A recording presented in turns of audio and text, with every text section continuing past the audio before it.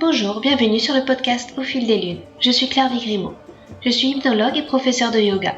Vous pouvez me retrouver sur le site clairviyoga.com, KLERVIYOGA.com, où je vous présente toutes mes activités. Toutes les semaines, je reçois des invités dans ce podcast qui nous parlent de leurs activités autour du bien-être, que ce soit l'hypnose, le yoga, le reiki, la sylvothérapie et bien d'autres thèmes encore. Alors sans plus attendre, voici l'épisode du jour. Dans cet épisode, je reçois Stéphane Lecolas, maître praticien en hypnose, naturopathe, praticien en Ayurveda, en massage thaïlandais et professeur de yoga. Stéphane a toute une palette de compétences distinctes et complémentaires. Pourtant, rien ne semblait prédestiner Stéphane à se tourner vers l'Ayurveda. Il nous parle de ce tournant dans sa vie qui l'a mené de responsable informatique de grandes entreprises vers l'étude de la médecine indienne et plus tard l'enseignement de cette discipline. Au cours de son parcours, il a aussi intégré l'hypnose ericksonienne pour aider au mieux ses clients, notamment sur le plan psychologique. Stéphane nous parle ainsi des différents outils de sa pratique thérapeutique et comment il articule ceux-ci entre eux pour être à l'écoute de chacun de ses patients, dans l'individualité de leurs problématiques et dans la globalité de leur être. Un épisode qui nous fait goûter à toute une saveur de discipline, orientale et occidentale. Bonjour Stéphane, je te reçois, tu es Stéphane Lecolas, tu es thérapeute en Ayurveda et hypnothérapeute. Est-ce que tu peux nous parler un petit peu de ton parcours? Oui, alors je vais te faire ça dans le détail. À la base, je suis pas du tout dans la santé naturelle. Je suis ingénieur informaticien de formation. J'ai commencé dans le développement de sites internet. J'ai travaillé à la Bourse de Paris. J'ai grandi à Paris. Et après ça, je suis parti en région lyonnaise pour trouver un peu de verdure. Donc, j'étais à 30 km de Lyon. J'ai travaillé en tant que responsable informatique dans un parc animalier. Et suite à quoi, je voulais encore plus de nature. Je suis parti m'exiler en Guadeloupe pendant 14 ans. Là-bas, j'ai encore travaillé dans l'informatique pendant 8 ans, jusqu'au moment où j'en ai eu un gros ras-le-bol et je suis parti faire un tour du monde. J'avais prévu 7 mois de congé sabbatique et de terminer ces 7 mois par une formation de prof de yoga, parce qu'à la base, je pratiquais le yoga pour combattre un mal de dos que j'avais. Je faisais beaucoup de surf et beaucoup de course à pied, ça m'avait tassé les vertèbres pas comme il faut. Et donc, je m'intéressais au yoga, je voulais en savoir plus, mais j'avais pas du tout dans l'optique de travailler en tant que prof de yoga. Voilà. Donc, quand je suis parti au Népal et que j'ai commencé cette formation, au tout début de la formation, on nous a obligés, on va dire ça comme ça, à aller voir un Védia, un docteur en Ayurveda à Katmandou, ainsi qu'un Jyotish, un astrologue védique. Et là, j'ai découvert un monde que je connaissais pas du tout et qui m'a semblé complètement magique. Le Védia, lui, m'a pris mon pouls, m'a posé 2 questions et m'a décrit tout mon fonctionnement, aussi bien psychologique que physiologique. J'ai été complètement bluffé et je me suis dit, ok, je veux savoir faire ça. Voilà, dans ma tête, dès qu'il m'a dit tout ça, j'avais toujours été, moi, intéressé par tout ce qui était domaine de la santé. J'avais fait un bac S option sciences de la vie et de la terre, etc., etc. Mais pour raison de facilité, on va dire, je m'étais engagé dans l'informatique plus que dans une voie médecine au niveau des études. Et donc j'ai vu ce Védia, il m'a bluffé. Je suis allé voir l'astrologue, je ne croyais pas du tout en l'astrologie. Donc il m'a fait rentrer dans ce cabinet, il m'a dit assis-toi, qu'est-ce que tu veux savoir? Je dis bah écoutez, moi je suis là parce qu'on m'a obligé d'être là, mais en fait je vous dis franchement je crois pas du tout en l'astrologie, donc si vous voulez je repars tout de suite, vous serez payé pareil. Et il dit bah non, maintenant que tu es là, reste là, autant que je te dise ce que moi je vois. Je dis ok, vas-y, dis-moi ce que tu vois. Et là c'est pareil, il m'a décrit toute ma vie. C'était assez hallucinant, des détails que personne ne pouvait connaître sur où habite mon frère, par exemple, enfin des choses comme ça, où moi j'habitais. Il ne pouvait pas du tout savoir que j'habitais en Guadeloupe et que j'étais à 7000 km de mes parents, c'est quelque chose qu'il a pu me dire. Et il m'a dit aussi que entre 4 et 6 ans après que je le vois, on était en 2012, j'ouvrirai un cabinet de santé avec un certain succès. Je me dis, ok, qu'est-ce qu'il me raconte? Et j'ai commencé donc la formation pour être prof de yoga suite à ces 2 rendez-vous. Et une semaine après avoir commencé, j'ai appelé ma boîte en disant bah je reviens pas. Voilà. Et ils m'ont dit bah si tu reviens, t'es obligé parce que tu nous dois 3 mois de préavis ou alors tu nous payes 3 mois. Donc je suis revenu en Guadeloupe du Népal en ayant prévu de faire des formations sur 1 an et demi après la date de mon retour. J'ai fait mes 3 mois de préavis et je suis reparti voyager et me former un peu partout dans le monde. D'accord, Voilà comment ça a commencé. d'accord. Et le yoga, tu as continué à le pratiquer aussi ou alors c'était tout de suite happé par l'Ayurveda? Non, non, non, j'ai continué vraiment le yoga sur la voie thérapeutique. J'ai fait une formation de yoga thérapeute de 800 heures au total au Canada, dans l'Ontario, tout en me formant en parallèle à l'Ayurveda. J'ai été formé par le docteur David Frolet aux États-Unis. J'avais une partie en présentiel, une partie à distance avec lui. Et la formation de yoga thérapie, c'était des modules par semaine. Donc, une semaine, j'étais au Canada, une semaine, je suis aux États-Unis, une semaine, je repartais en Guadeloupe. Parce que, bien sûr, quand j'ai fait mes 3 mois de préavis, que je suis rentré en Guadeloupe, j'ai rencontré ma femme. Donc, il a fallu que je voyage et que je refasse des allers-retours vers la Guadeloupe pour la voir. Et également vers la Thaïlande, parce que je me formais aussi en même temps au massage thaïlandais, qui puise ses racines dans le massage indien. D'accord. Donc voilà, j'ai beaucoup fait d'avion. Euh, je crois que ça faisait 38 vols en 1 an et demi. J'avais compté, c'était assez rigolo, entre guillemets. Et donc oui, le yoga, j'ai vraiment continué sur la branche yoga thérapeutique enfin thérapie du yoga. Et donc j'ai fait cette formation qui me permet de former des professeurs. Donc maintenant, je forme des professeurs de yoga dans le Marais à Paris. D'accord. Et en te présentant, je disais aussi que tu étais hypnothérapeute. L'hypnose, c'est venu après, enfin, Oui, c'est venu après. J'étais donc moi vraiment attiré au début par tout ce qui était thérapie par le physique en fait. Donc c'est pour ça que je me suis formé à un niveau assez haut en massage thaï. C'est-à-dire que je suis reconnu par le gouvernement thaïlandais au titre de masseur thérapeutique. Enfin, je peux exercer là-bas en tant que thérapeute, quoi. Euh, et la yoga thérapie. Voilà. Une fois que j'ai eu tout ça, je me suis aussi formé un peu à l'ostéopathie à l'ostéopathie appliquée au massage thaï avec David Luth, qui est un grand ostéopathe français et qui pratique le massage thaï. Et donc j'avais de très bons résultats sur tout ce qui était physique et physiologique avec les gens qui venaient me voir. Mais au niveau psychologique, c'était un petit peu, beaucoup plus, pas un petit peu, mais beaucoup plus long à se mettre en place, les changements. Et je cherchais quelque chose qui pouvait avoir un effet plus rapide pour aider ces gens-là. Mais j'y connaissais pas grand-chose en psychologie.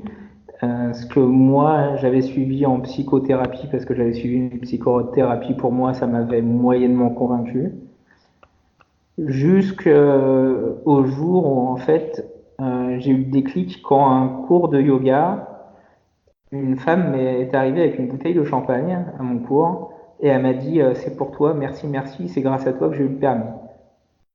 Et là, je me dis quoi? Quel rapport entre les cours de yoga que je donne et le fait que tu aies eu le permis? Et elle m'a dit, tu te rappelles la séance que tu nous as que tu nous as fait faire où on est resté 1 heure allongé sur le dos avec des exercices de visualisation, de respiration, etc. Je dis, oui, je pense que tu parles du yoga nidra. Elle fait oui, c'est ça, le yoga nidra. Tu te rappelles? Je fais oui. Et en yoga nidra, en fait, on est dans un état de conscience modifié où on vient planter une petite graine qui a tendance à germer, la petite graine qu'elle avait plantée au fin fond de son cerveau, au fin fond de son inconscient, en fait était d'avoir le permis et de mettre tout en œuvre pour l'avoir. Elle l'avait eu et elle pensait donc du coup que c'était grâce à moi et elle me remerciait avec une bouteille de champagne. Et je me suis dit, effectivement, ça c'est la clé. Le yoga nidra, c'est super efficace, a priori, parce que j'avais eu d'autres retours dans le même sens. Et quand je me suis intéressé au yoga nidra, je me suis rendu compte qu'en fait, l'état dans lequel on est l'état d'hypnose. Qu'il n'y a aucune différence, à part que dans le yoga nidra, c'est l'élève qui fait un certain travail, qui plante lui-même sa graine, alors que dans l'hypnose thérapeutique, c'est le thérapeute qui va planter la graine. Mais au niveau de l'état dans lequel on est, c'est la même chose. Donc, je me suis formé à partir de là en hypnothérapie. D'accord. En Et hypnose. pardon. Du coup, les personnes qui viennent te voir pour un problème plus physique, tu vas plus travailler avec la yoga thérapie et plus pour les personnes avec un problème plus psychologique, ça serait plutôt l'hypnose ou alors quelle est un petit peu ta façon de mélanger tous ces outils que tu as? En règle générale, oui, c'est comme ça. D'accord. Pour faire simple, quand il y a un problème psychologique, je vais d'abord utiliser l'hypnose. Si la personne, je la sens ouverte et partante, je peux donner un traitement de fond ayurvédique, Mhm. avec diététique adaptée, les plantes adaptées à la constitution, etc. Et si la personne vient pour un problème plus physique, là on va partir plus sur yoga thérapie et ayurveda. Et D'accord. si les douleurs sont vraiment très intenses, on fait de l'hypnose pour diminuer la douleur. D'accord. Du coup, tu t'adaptes vraiment à chaque personne qui vient te voir selon ce problème, selon son ressenti aussi. Et selon ses envies aussi. D'accord. Il y a des personnes pour qui l'Ayurveda ça parle pas du tout, c'est quelque chose d'un peu ésotérique ou quoi que ce soit, ils pensent qu'on va parler chakra, etc. C'est pas comme ça que moi je l'envisage, mais en tout cas ils veulent pas. Et d'autres qui au contraire veulent bien changer leur alimentation, veulent bien prendre quelques plantes, mais veulent pas qu'on touche à leur cerveau, ils ont peur qu'on les reprogramme ou qu'on les contrôle. Donc à ce moment-là on touche pas à l'hypnose. D'accord. Et quand en yoga thérapie, est-ce qu'il y a, enfin j'imagine peut-être un petit peu le praticien en Ayurveda qui ressort, tu vas peut-être Ouais, c'est très lié. conseiller. Hmm. Les notions sont très liées, les fondements sont les mêmes. Donc oui, effectivement, les deux se mélangent à ce moment-là. D'accord. Et le yoga nidra, c'est quelque chose que tu pratiques toi-même ou pour les autres encore? Est-ce que tu associes peut-être maintenant l'hypnose avec le yoga nidra aussi ou tu fais bien la séparation? Bah, yoga nidra, j'en fais avec mes élèves parce que je donne des cours de yoga. Enfin, j'en donne plus qu'un par semaine maintenant, mais je donne encore un cours de yoga et à chaque vacances scolaires, je propose une séance de yoga nidra. Et je me rends compte moi-même que effectivement, je mélange les inductions d'hypnose au yoga nidra et que ça vient naturellement en fait. C'est très proche. D'accord. Et est-ce que tu peux peut-être nous parler des changements que tu as vus dans les personnes que tu suivais qui t'ont un petit peu bluffé ou qui ont été particulièrement marquants ou- Grâce à quoi spécialement?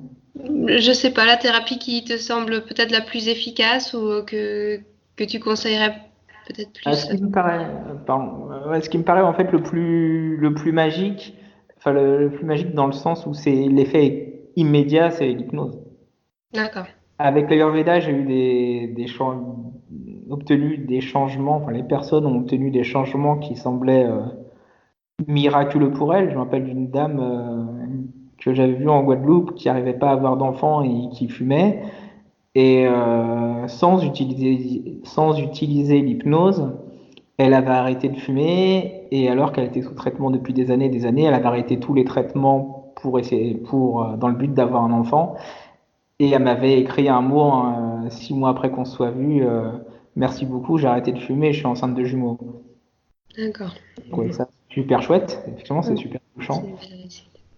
Et, en hypnose, oui, bah là, c'est quasiment toutes les semaines où il y a quelque chose qui semble magique. Après, j'en ai des exemples, j'en ai plein. Je sais pas si tu en veux un en particulier ou quoi. C'était juste déjà la belle histoire de la personne qui a réussi à tomber enceinte. C'est très intéressant, hein. Et, euh, et pour toi, pratiques un petit peu le yoga? Quel type de yoga tu pratiques? Enfin, c'est quoi un petit peu ta relation actuellement personnelle avec le yoga? Alors moi, je pratique quotidiennement, plus ou moins longtemps, ça va dépendre de mon emploi du temps. Et ma formation initiale, c'est l'inné Satyananda, donc c'est du Hatha Yoga, euh, et c'est ce que je pratique. Voilà. D'accord. Et une question que j'aime bien poser aussi à mes invités, c'est est-ce que tu as des routines de bien-être que tu fais au quotidien qui servent à t'ancrer, à donner un petit peu plus aux autres ensuite? Non, j'en ai pas, j'en ai eu, et je me suis aperçu que moi, personnellement, ça m'enfermait dans un carcan et que j'aimais pas être enfermé dans quelque chose. Donc, à part le yoga que je pratique tous les jours, j'ai pas d'autres routines que ça. D'accord.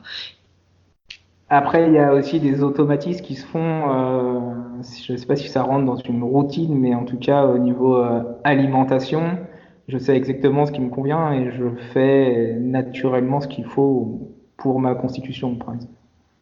D'accord. Et tu parlais aussi un petit peu de l'astrologie védique en tout début d'interview. Est-ce que tu as essayé de creuser un petit peu plus de ce côté ou alors bah, ça t'a bluffé et puis bon, tu as pris ce qu'il y avait à prendre et Non, ensuite... vraiment, la plupart des choses qui me bluffent, je me forme.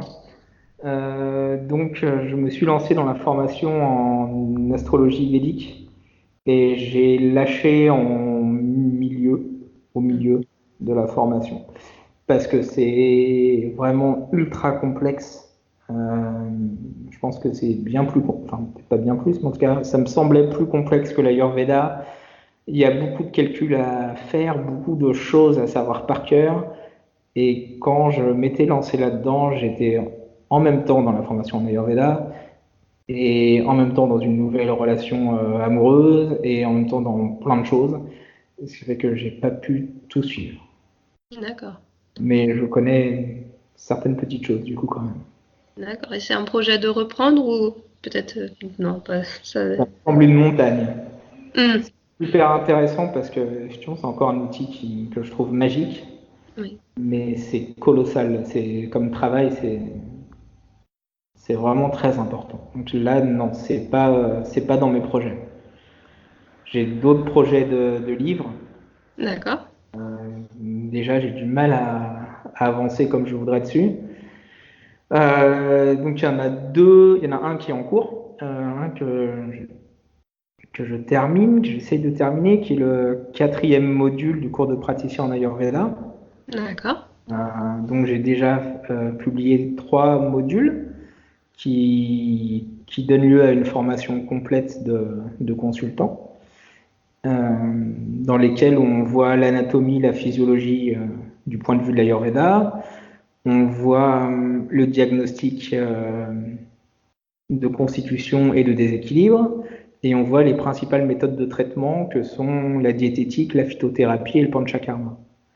D'accord. Quatrième livre que je suis en train d'écrire, on verra les méthodes subtiles de guérison. Et là, on voit tout ce qui est aromathérapie, chromothérapie, pranayama, méditation, et tout ça adapté à l'Ayurveda. Donc ça fait beaucoup de choses. Et le prochain qui devrait voir le jour en 2020, ça sera sur la yoga thérapie. D'accord. Donc vraiment détaillé aussi, complètement détaché de l'Ayurveda ou alors... Là, ça sera oui, complètement détaché de l'Ayurveda, ça sera quelle posture et comment les pratiquer pour quel trouble. Donc, quelque D'accord. chose de concret, avec un index alphabétique de pathologie par pathologie, qu'est-ce qu'il faut faire. D'accord, bah ouais. Ça va droit au but et puis ça pourrait être utile aussi à beaucoup de personnes. Je pense. D'accord. Et est-ce que tu aurais peut-être, pour finir l'entretien, un petit conseil à donner aux auditeurs pour prendre soin d'eux ou pour progresser sur leur chemin? De s'écouter D'accord. et de ne pas se forcer. D'accord. Ben, merci beaucoup Stéphane pour cette conversation. C'était très intéressant et peut-être si les auditeurs veulent te suivre sur Internet, tu aurais un site ou un endroit où ils peuvent te joindre? J'ai un site internet, stéphanelecola.com, tout attaché. C'est plus le site de mon cabinet, ça. Sinon, sur un Facebook, formation en Ayurveda avec Stéphane Lecola. une D'accord. relation à l'Ayurveda. D'accord. Bah, merci beaucoup. On mettra tout ça dans les notes du podcast. Merci. Merci encore Stéphane. À bientôt. À bientôt. Un petit annoncement pour clore ce podcast. Vous trouverez sur mon site clairviyoga.com, KLERVIYOGA.com, tous les accompagnements disponibles en hypnothérapie et yoga-thérapie.